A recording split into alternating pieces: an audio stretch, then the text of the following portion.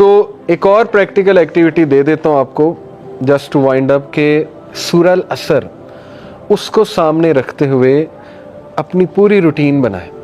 कैसे? देखें, सूरह अल असर में 4 चीज़ें, वल अस्र इन्नल इंसान लफी खुस्र, तमाम इंसान खसारे में, सिवाय नंबर 1 इल्लल लज़ीना आमनू। ईमान आपकी प्रेफरेंस होना चाहिए। सर्च करें ईमान होता क्या है, फेथ क्या है, इसका तकाजा क्या है फेथ का। ऐसी कोई बुक पढ़ें, ठीक है, कि फेथ मुझे पता लगे, अकीदे की कोई किताब पढ़ ली, लेक्चर सुन लें। थिंग्स दैट मैटर मेरी एक सीरीज़ है, उसमें मैंने इस पे सीज़न 1 में मेरे चैनल पे उसमें मैंने ईमान पे बहुत डिस्कशन की है, फेथ पे बहुत ज़्यादा डिस्कशन की है कि ये बढ़ता कैसे है, कम कैसे होता है। ठीक है, तो पहला काम करने वाला ये है कि आप अपनी रूटीन में वो अमाल लाएं जो फेथ को बढ़ाने वाले, ना कि कम करने वाले। म्यूज़िक से ईमान को आग लग जाती है। ठीक है, music breeds hypocrisy in the heart, ये इब्न कय्यम का कोट है और बिल्कुल सही।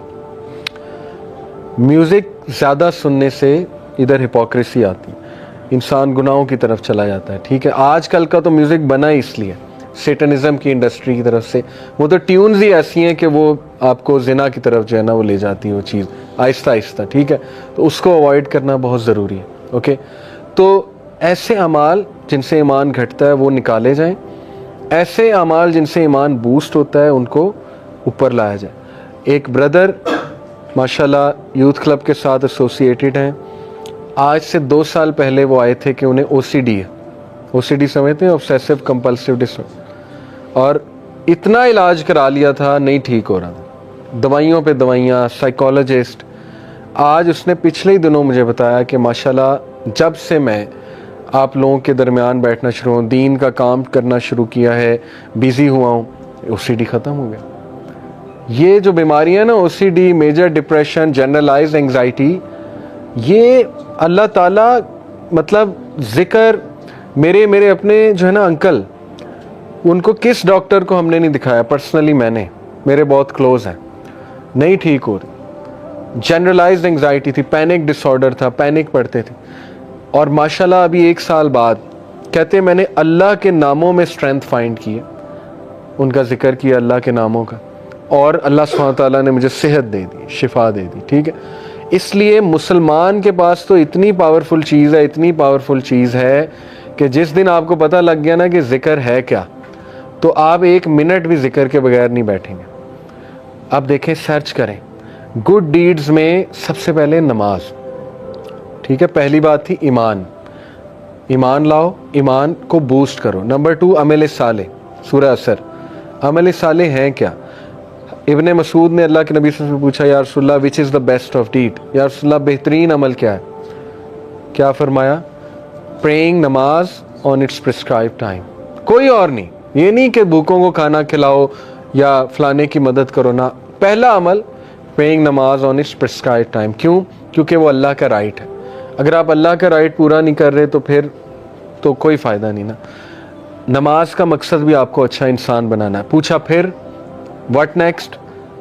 हुस्न सलूक माँ बाप के साथ। दूसरा बेहतरीन अमल हुस्न सलूक माँ बाप के साथ। हुस्न सलूक माँ बाप के साथ, इसको एक जुमले में अगर आपने समझना है तो वो ये है कि जो आपकी टॉलरेंस है ना, हर इंसान में एक टॉलरेंस होती है, उस टॉलरेंस की पीक माँ बाप के सामने होनी चाहिए। उस टॉलरेंस की पीक, इंतहा माँ बाप के सामने होनी चाहिए। माँ बाप आपको बहुत हर्टफुल बातें करेंगे, हो सकता है बहुत ज़्यादा ऐसी बात कर दें कि आप टूट जाएं, हो सकता है कुछ गलत डिसीजन ले लें, लेकिन हमेशा जितनी टॉलरेंस आप अपने बेस्ट फ्रेंड को दिखाते हैं ना कि यार नहीं इससे दोस्ती ना छूट जाए, ताल्लुक़ ना ख़राब हो जाए, तो आप अपने अंदर खुद बर्दाश्त लाते हैं। ठीक है, जितनी टॉलरेंस हम बॉस को दिखाते हैं ना, किसी बॉस को, कि यार नहीं मेरी सैलरी रोक लेगा, इसके सामने गुस्से नहीं होना।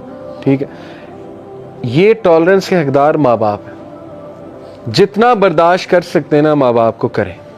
इसका ये मतलब नहीं कि जो वो बुरा काम अगर करने को कहें तो करें, नहीं। टॉलरेंस का मतलब है कि नहीं, मैं इनके सामने बोलूँगा नहीं, ठीक है मुझे बात बुरी लग रही है, इस लेवल को ऊपर ले जाएं, ये अच्छा अमल है, इसको प्रैक्टिकल लाएं अपनी लाइफ में। ठीक है, फिर दीगर जिक्र, अल्लाह के नबी सल्लल्लाहु अलैहि वसल्लम ने फरमाया कि मुफरिदून कामयाब हो गए, सबकत ले गए। तो सहाबा ने कहा वो कौन है मुफरिदून? कहा वो कि जिनकी ज़ुबान हर वक्त ज़िक्र से तर होती है, वो सबकत ले गए, वो सबसे आगे हैं, सबसे आगे। आप नोट करें, जन्नत में सारी इबादत रुक जाएंगी सिवाय ज़िक्र के। सुभान अल्लाह, ये इतना ही पावरफुल, इतना पसंद है अल्लाह को, इसके अलावा सब रुक जाएगा। मोमिन चलते फिरते अल्हम्दुलिल्लाह सुभान अल्लाह ज़िक्र कर रहे हैं, ठीक है। तो कुछ अज़कार मैं आपको बता देता हूँ, बहुत पावरफुल। सुबह और शाम 100 बार सुभान अल्लाह व बिहम्दिही। जो इंसान सुबह फजर के बाद और मगरिब से पहले, सुबह शाम से ये मुराद है, वो 100 बार सुभान अल्लाह व बिहम्दिही पढ़ता है, चाहे उसके गुनाह समंदर की झाग के बराबर है, अल्लाह माफ़ कर देता है, ठीक है। दज्जाली फितने, दज्जाल से बचने के लिए ज़िक्र हदीस में आता है, सही मुस्लिम में नबी सल्लल्लाहु अलैहि वसल्लम ने फरमाया दज्जाल के आने से पहले 3 साल कहत साली होगी, ग्लोबल फैमिन आएगा। सहाबा ने पूछा रसूलल्लाह हम क्या खाएंगे, हमारी खुराक क्या होगी? कहा तहलील, तहमीद और तकबीर। तहलील होता है ला इलाहा इल्लल्लाह, तहमीद है अल्हम्दुलिल्लाह, तकबीर है अल्लाहु अकबर। ज़िक्र तुम्हारी खुराक होगी, ज़िक्र विल सस्टेन यू, ठीक है। आप देखें हर सिविलाइजेशन में अज़कार का कॉन्सेप्ट है, शिरकिया है लेकिन है। आपने नोट किया ना, हर बुद्धिस्ट ज़िक्र करते हैं, वो चैंटिंग करते हैं, पता नहीं अजीबोगरीब चीज़ें। हिंदूज़ अपने मंत्रास पढ़ते हैं, मंत्र कहते हैं उसे, ठीक है। इवन आप देख लें हैरी पॉटर में वो दिखाया उन्होंने कि वो कुछ पढ़ रहे होते हैं, वो स्पेल्स क्या है, वो उनका ज़िक्र। तो हर तहजीब में ज़िक्र रहा है, लेकिन जो ज़िक्र, यकीन करें जब आप 3 बार ये तीनों कुल पढ़ लेते ना, कुल अल्लाह, कुल औज़ बिरब्बिल फलक, कुल औज़ बिरब्बिन नास, लेकिन ज़रा इधर से कॉन्शियस होके आपके इर्द गिर्द एक फील्ड क्रिएट हो जाती है 3 बार। वो फील्ड ऐसी फील्ड है कि ईवल, शर, हसद, वो जो तीर आ रहे हैं, जो इनविजिबल तीर हैं, जो आपको नहीं नज़र आ रहे, जैसे माइक्रो ऑर्गेनिजम्स इनविजिबल हैं, माइक्रोस्कोप के बगैर नज़र नहीं आएंगे, इस तरह वो जिन्नात का वर्ल्ड, वो तीर जो आ रहे हैं, हसद के तीर, वो आपको नज़र नहीं आ रहे, लेकिन वो फील्ड उन तीरों को ख़त्म कर देती। इतने इंपॉर्टेंट है ज़िक्र, ठीक है। तो मैंने कई लोगों को डिप्रेशन और मसाइल से ज़िक्र की वजह से निकलते देखा है। साइकोलॉजिस्ट और साइकेट्रिस्ट के से ज़्यादा वो भी चलें करवा सकते हैं, लेकिन उससे ज़्यादा ज़िक्र हेल्प करता है, उससे ज़्यादा ज़िक्र से निकलते देखा है मैंने, ठीक है।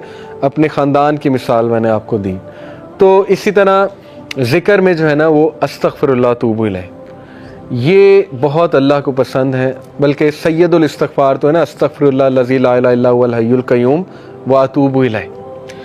और रिसेंटली एक मेरे उस्ताद हैं, उनके पास मैं बैठा हुआ था, उन्होंने मुझे एक ज़िक्र बताया। कहते ये ज़िक्र आप सिर्फ 15 मिनट बैठ के कर लें, तादाद ना देखें, बस बहुत तवज्जो के साथ कर लें, तो आप यकीन करें कि आप देखेंगे इसका आपकी लाइफ पे क्या इम्पैक्ट होता है। वो ज़िक्र क्या है? या हय्यु या क़य्यूम ला इलाहा इल्ला अंता बिरहमतिका अस्तगीस। दोनों को कंबाइन किया, ठीक है। या हय्यु या क़य्यूम ला इलाहा इल्ला अंता बिरहमतिका अस्तगीस। और जो ये पढ़ लेता है या हय्यु या क़य्यूम बिरहमतिका अस्तगीस अस्लिह लिशानी कुल्लहु वला तकिलनी इला नफ्सी तरफ़तैन, सुबह शाम, अल्लाह ताला उसको हर चीज़ से प्रोटेक्ट कर लेता है। तो आपका टास्क ये कि हिस्नुल मुस्लिम डाउनलोड करें, ऐप है हिस्नुल मुस्लिम, HISNULMUSLIM, हिस्नुल मुस्लिम। उसमें सुबह शाम के अज़कार वो याद करना शुरू कर दें, टाइम निकालें, ठीक है। बैठें, मोहल्ले में एक दिन बुला लें सबको, आओ जी ज़िक्र याद करते हैं, ठीक है। या आप लीड कर सकते हैं, ख़ुद करें इंशाल्लाह, वो अज़कार आपको याद हो जाएंगे, आप पढ़ें। बेहतरीन वो आपका जो है ना, वो एक वो होगा, साइकोलॉजिकल भी बेनिफिट उसके और स्पिरिचुअल बेनिफिट्स भी और फिज़िकल बेनिफिट्स भी इंशाल्लाह। और उसमें बहुत सी दुआएं, वो अज़कार देखें, एंग्जाइटी की दुआ है, ठीक है। अल्लाहु अल्लाहु रब्बी ला उशरिक बिही शैयन। नबी सल्लल्लाहु अलैहि वसल्लम जब बहुत दुख में होते थे ना,